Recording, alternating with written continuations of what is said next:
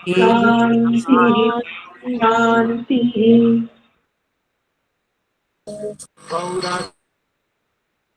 ओम। आज के दिन हम श्रीमद् वाल्मीकि रामायण इस पुस्तक का स्वाध्याय कर रहे हैं और इस पुस्तक में हम अयोध्या कांड के 62वें सर्ग में 12 श्लोकों को पढ़ चुके हैं और आज से हम 13वें श्लोक से आगे बढ़ेंगे। और यहाँ जो प्रकरण चल रहा है वहां पर जो ऋषि वशिष्ठ जी हैं उन्होंने दरबार में सबको बुलाया है और इस उद्देश्य से कि भरत जी अपना राज्याभिषेक करा लें। वो कहते हैं तो जो भरत जी है वो इसको सर्वथा निषेध कर देते हैं और श्री राम जी को वापस लाने के लिए और तैयारी करते हैं। तो जो 12वां श्लोक था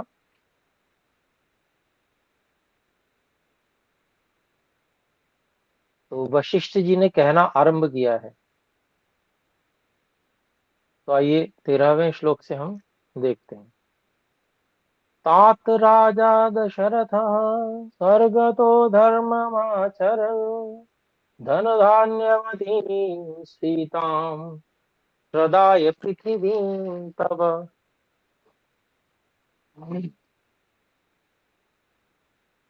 तो शब्द अलग अलग। तात राजा दशरथः स्वर्ग स्वः गतः धर्मम आचरन् धन धान्यवतीं सीतां प्रदाय पृथिवीं तव।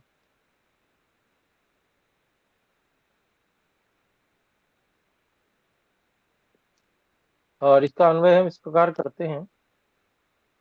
हे तात धर्मम आचरन् राजा दशरथः धन धान्यवतीं सीतां पृथिवीं तव प्रदाय स्वः गतः। तो उन्होंने कहना शुरू किया है। ऋषि वशिष्ठ जी ने भरत जी से कह रहे हैं, हे तात, धर्म का आचरण करते हुए महाराजा दशरथ जी ने धन धान्य से संपूर्ण स्फीताम अर्थात धन धान्य जिसमें बहुत अधिक मात्रा में है ऐसी इस धरती को पृथ्वी को तुमको देकर और स्वर्ग में स्थान कर लिया। अर्थात वो देह छोड़ गए हैं, ये सब देकर तुमको देकर चले गए हैं। इतना कहा। उसके बाद में और कहते हैं, देखिए 14वें श्लोक में, रामस्तथा सत्यधृतिः सतां धर्ममनुस्मरन् नाजहात् पितुरादेशं शशि ज्योत्स्नामिवोदितः। शब्द अलग अलग हैं। रामः तथा सत्यधृतिं सतां धर्मम अनुस्मरन् न अजहात् पितुः आदेशम शशि ज्योत्स्नाम इव उदितः। फिर और क्या कह रहे हैं ऋषि वशिष्ठ जी। अब इसको हम अन्वय में लगाते हैं। हे सत्य, नहीं, भरत जी से कह रहे हैं, तो सत्य धृति ही रामः सताम धर्मम अनुस्मरन्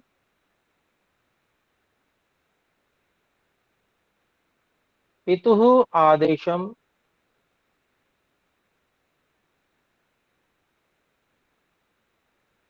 तथा न अजहात।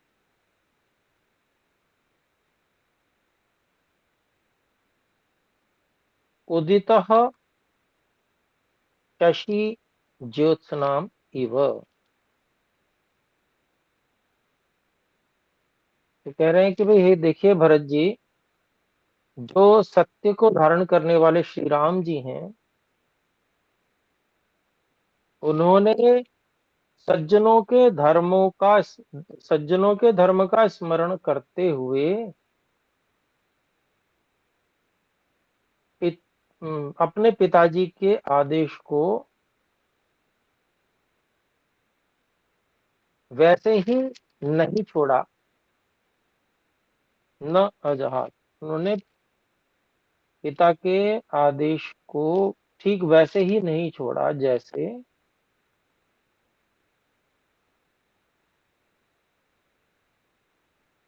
उदितः शशि, जैसे उगा हुआ जो चंद्रमा है वह अपनी चांदनी को नहीं छोड़ता है, ठीक वैसे ही श्री राम जी ने भी सज्जनों के धर्म का अनुपालन करते हुए और अपने पिता के आदेश को उन्होंने भी छोड़ा नहीं, त्याग नहीं किया पिता के आदेश का। ऐसा ऋषि वशिष्ठ जी ने बताया। और 15वें श्लोक में देखते हैं और क्या कहते हैं। ऋषि वशिष्ठ जी कह रहे हैं, पित्रा भ्राता च ते दत्तम राज्यम निहत कंटकम तदभुङ्क्ष्व मुदितामात्यः क्षिप्रमेवाभिषेचय।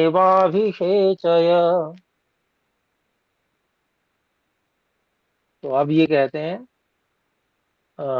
ऋषि वशिष्ठ जी, इसके शब्दों को देखें अलग अलग। पित्रा भ्रात्रा च ते दत्तम राज्यम निहत कंटकम तद तद भुङ्क्ष्व मुदिताम भुङ्क्ष्व मुदित अमात्यः क्षिप्रम एव अभिषेचय। और इसका हम अन्वय इस प्रकार से करते हैं, निहत कंटकम राज्यम पित्रा भ्रात्रा च ते दत्तम तद भुङ्क्ष्व अमात्यः मुदिताः क्षिप्रम एव अभिषेचय।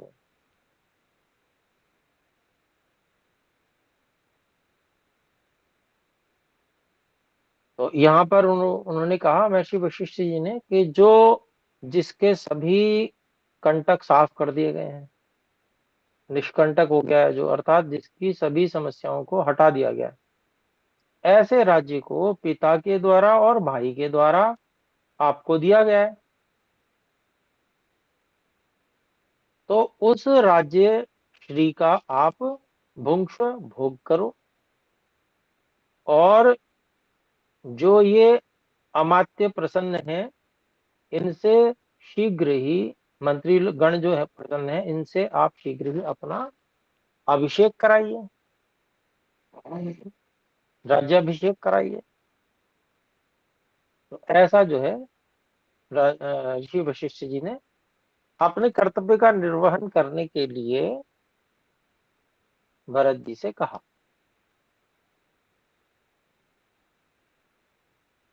तो 16वें श्लोक में अब भरत जी जो है वो क्या कहते हैं, देखिए।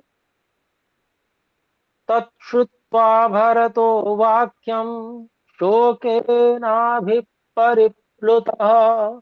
जगाम मनसा रामं धर्मज्ञो धर्म कार्य धर्म कांक्षया। अलग अलग शब्द हैं। तच्छ्रुत्वा भरतः वाक्यम शोकेन अभिपरिप्लुतः जगाम मनसा रामम धर्मज्ञ धर्म कांक्षया। अन्वय इस प्रकार करते हैं हम। तत्वाक्यम श्रुत्वा शोकेन परिप्लुतः भरतः धर्म कांक्षया धर्मज्ञ रामम मनसा जगाम। तो ऐसा सुनकर,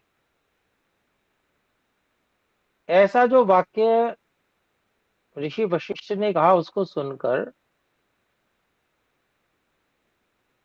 अत्यंत दुख से जो भरे हुए थे, ऐसे भरत जी ने धर्म जानने की इच्छा से, धर्मकांक्षा, वास्तव में धर्म है क्या, ऐसे जानने की इच्छा से धर्मज्ञ श्री राम जी को मन से जगाम, स्मरण किया, या मन से उनके पास पहुंच गए। अब मन से कैसे पहुंचा जाता, तो मतलब जब व्यक्ति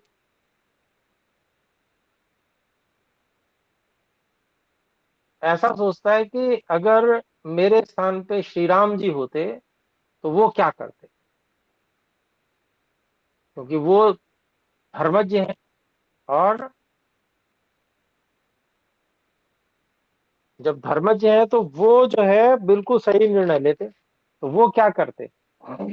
तो ऐसा उनको मन ही मन से वो वहां पहुंच गए, जैसे श्री राम जी के पास पहुंच गए हो पूछने के लिए कि अब मुझे क्या करना चाहिए।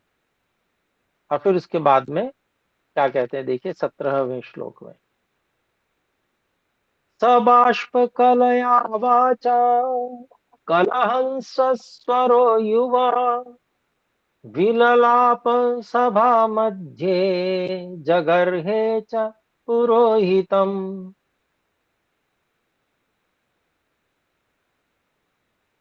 अलग अलग शब्द, स बाष्प कलया वाचा कलहंस स्वर युवा विललाप सभा मध्ये जगर्हे च पुरोहितम। और इसका अन्वय इस प्रकार है, सह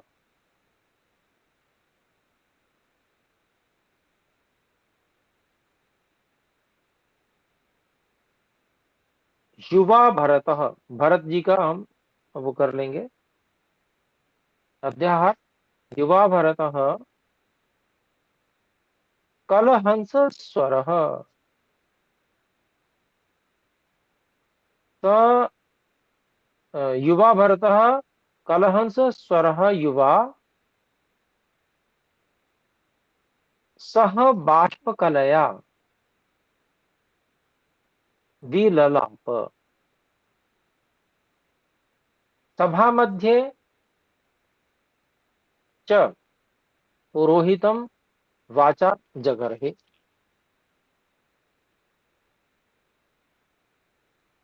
तो कहते हैं देखिए, उन भरत जी, जो युवा भरत जी थे, ऐसे भरत जी जो कलहंस के स्वर के समान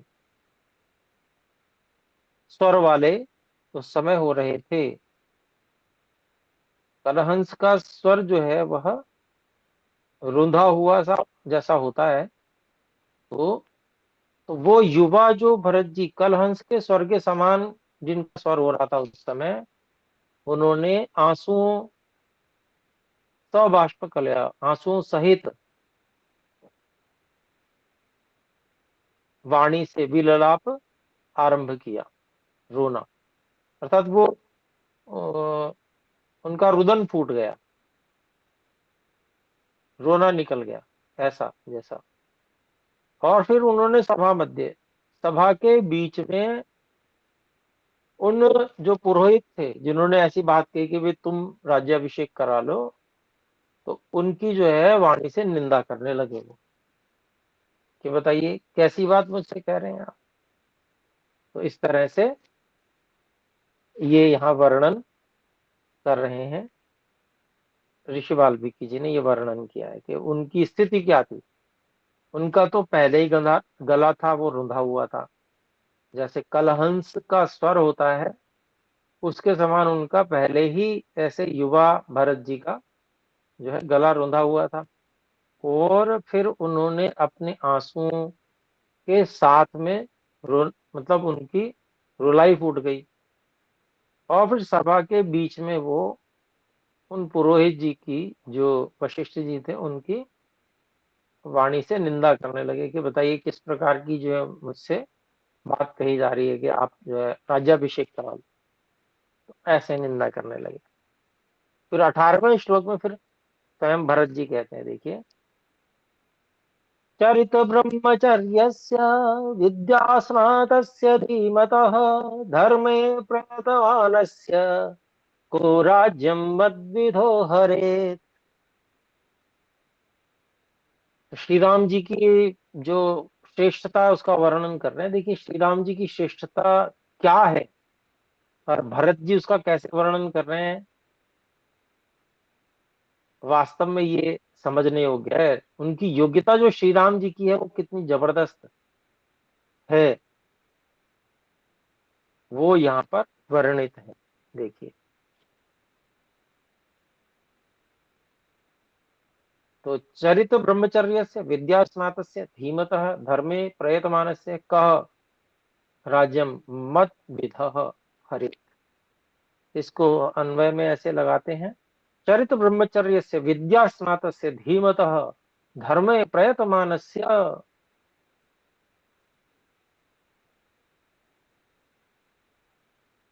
श्री रामस्य यहाँ पर हम अध्यार कर लेंगे। श्री रामस्य राज्यम मद्विदः कह हरेत। ऐसा कहते हैं भरत जी, देखिए, चरित ब्रह्मचर्य से, जो जिसने अपने ब्रह्मचर्य को पूर्ण किया है, अर्थात जो विद्या का काल होता है उसमें दो प्रकार के स्नातक निकलते हैं, विद्या स्नातक, व्रत स्नातक और विद्या व्रत स्नातक। तो विद्या स्नातक वो होते हैं जिन्होंने विद्या पूरी की है और ब्रह्मचर्य पूरा नहीं किया। मान लीजिए उन्होंने 25 वर्ष में ही विवाह कर लिया, तो विद्या पूरी कर ली तीव्र बुद्धि होने के कारण से, पर ब्रह्मचर्य और भी उनका पालन होना चाहिए था, लेकिन उन्होंने पहले ही विवाह कर लिया, तो वो विद्या स्नातक हो गए। दूसरे हो गए जिन्होंने ब्रह्मचर्य तो 44 वर्ष का भी किया है या 33 वर्ष का ब्रह्मचर्य किया है, मध्यम ब्रह्मचर्य, परंतु विद्या उन्होंने कम पढ़ी है, योग साधना इत्यादि में अधिक लगे रहे। विद्या उनकी जो है चारों वेदों की नहीं हुई है, 3 ही वेद पढ़े हैं या 2 ही वेद पढ़े हैं। तो ऐसे वो व्रत स्नातक कहलाते थे। और विद्या व्रत स्नातक वो होते थे जिनका ब्रह्मचर्य भी पूर्ण है, विद्या भी पूर्ण है। ब्रह्मचर्य भी पूरा किया, विद्या भी पूर्ण कर ली, चारों वेदों के विद्वान हो गए। तो बस यही यहाँ पर बता रहे हैं कि जिन्होंने अपने ब्रह्मचर्य को भी पूरा किया है, अर्थात व्रत स्नातक भी है, और विद्या स्नातक से, और विद्या चारों वेदों के विद्वान भी जो है, तो कितनी बड़ी बात हो गई। श्री राम जी ऐसे विद्याव्रत स्नातक है, ऐसे धीमता अत्यंत बुद्धिमान, धर्मे प्रयतमान से, धर्म में ही सदा प्रयत्न करने वाले, ऐसे श्री राम जी के राज्य को मेरे जैसा कौन चुरा सकता है? किसमें सामर्थ्य है उनके राज्य को चुरा सकने की? ऐसी बात उन्होंने भरत जी ने कही। और फिर देखिए 19वें श्लोक को क्या कहते हैं,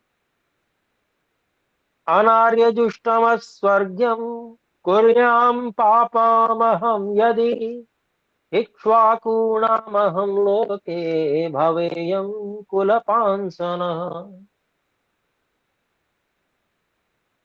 तो भरत जी भावुक होके, जैसे पहले उन्होंने कहा वही बात अब और भी आगे कह रहे हैं। इसको अलग अलग शब्दों में देखते हैं, अनार्य जुष्टम अस्वर्ग्यम कुर्याम पापम अहम यदि इक्ष्वाकुणाम अहम लोके भवेयम कुलपांसनः। इसका हम अन्वय करते हैं, यदि अहम अनार्यजुष्टम असर्ग अस्वर्ग्यम पापम कुर्याम, ये वाला इदम, इदम का हम अध्यय कर लेंगे, यदि अहम इदम अनार्यजुष्टम अस्वर्ग्यम पापम कुर्याम। तो अहम लोके इक्ष्वाकूणाम कुलपांसरः भवेयम। तो भरत जी क्या कहते हैं कि यदि मैं इस अनार्यों के द्वारा सेवित जैसा अस्वर्ग्यम अर्थात जो सुख शांति से वंचित करने वाला है, ऐसे पाप को, इस प्रकार के इस पाप को मैं करूं, यदि मैं करूं, तो मैं जो हूं संसार में जो इक्ष्वाकु वंश है उसके कुल पर कलंक लगाने वाला कुल दूषक समझा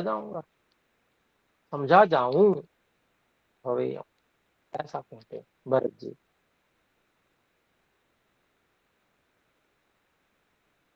तो आइए देखते हैं 20वां श्लोक है।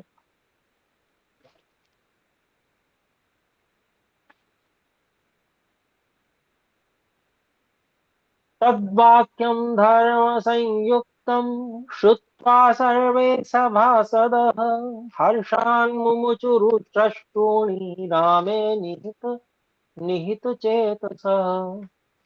तो तत् वाक्यम धर्म संयुक्तम श्रुत्वा सर्वे सभासदः हर्षान् मुमुचुः अश्रूणि रामे निहित चेतसः। अन्वय है तद धर्म संयुक्तम वाक्यम श्रुत्वा रामे निहित चेतसः सर्वे सभासदः हर्षान् अश्रूणि मुमुचुः। अब अभिप्राय क्या हुआ कि ऐसा जो धर्म से संयुक्त वाक्य है, ऐसा सुनकर राम में जिनका सबका मन लगा हुआ है, रामे निहित चेतसः, ऐसे सभी सभासदों ने बहुत प्रसन्न होते हुए अपने आंखों से अश्रुओं को छोड़ दिया, अर्थात आंखों में आंसू आ गए सबके। 21वां श्लोक भी देख लेते हैं। सर्वोपायं च वर्तिष्ठे विनिवर्तयितुं वनात् यदि त्वार्यं न शक्ष्यामि वने तत्रैव वत्स्यामि। अलग अलग शब्द हैं। सर्व उपायं च वर्तिष्ये विनिवर्तयितुं वनात् यदि तु आर्यम न शक्ष्यामि वने तत्रैव वत्स्यामि। तो इसका जो हम वो अन्वय करते हैं, वनात् निवर्तयितुं सर्वोपायं च वर्तिष्ये।